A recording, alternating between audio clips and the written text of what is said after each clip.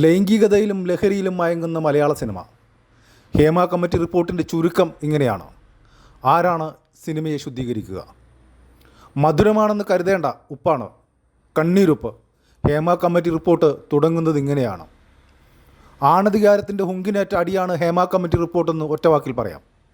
മലയാള cinema രംഗത്തെ സ്ത്രീ താരങ്ങളും സഹതാരങ്ങളും പതിറ്റാണ്ടുകളായി അനുഭവിച്ച നോവിൻ്റെ തീ ആവാഹിച്ച ഹേമ കമ്മിറ്റി റിപ്പോർട്ട് വർഷങ്ങളോളം ചുവപ്പ് നാടകയിൽ കുടുങ്ങിയമർന്നതുപോലും അന്വേഷണ പരിധിയിൽ കൊണ്ടുവരേണ്ടതല്ലേ എന്ന ചോദ്യവും പ്രസക്തമാണ്.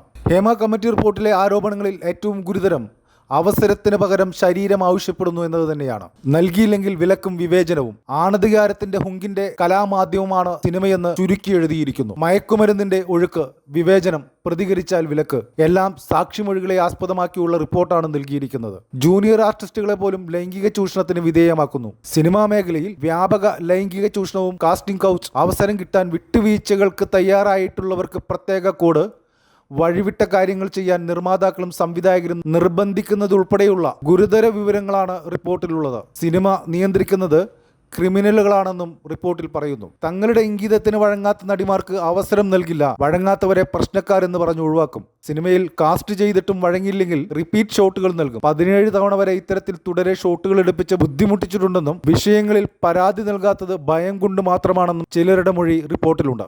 ലൈംഗിക ചൂഷണങ്ങളുടെ വിവരങ്ങളും പുറത്തു വന്നിട്ടുണ്ട്. ചൂഷണം ചെയ്യുന്നവരിൽ പ്രധാന നടന്മാരുമുണ്ടെന്നതാണ് ഞെട്ടിക്കുന്ന വിവരം.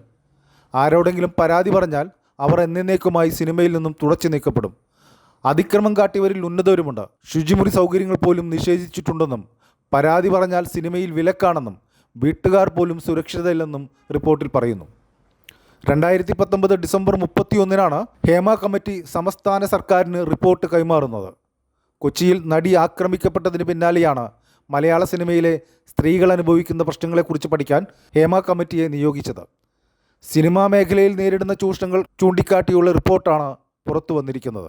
ചുവപ്പ് നാടയ്ക്കുള്ളിൽ കുരുങ്ങിക്കിടന്ന റിപ്പോർട്ടിനെ പുറത്തെത്തിക്കാൻ മാധ്യമപ്രവർത്തകരുൾപ്പെടെ നടത്തിയ യുദ്ധത്തിൻ്റെ ഫലമാണ് റിപ്പോർട്ട് ഇപ്പോഴെങ്കിലും പുറത്തെത്തുന്നത്.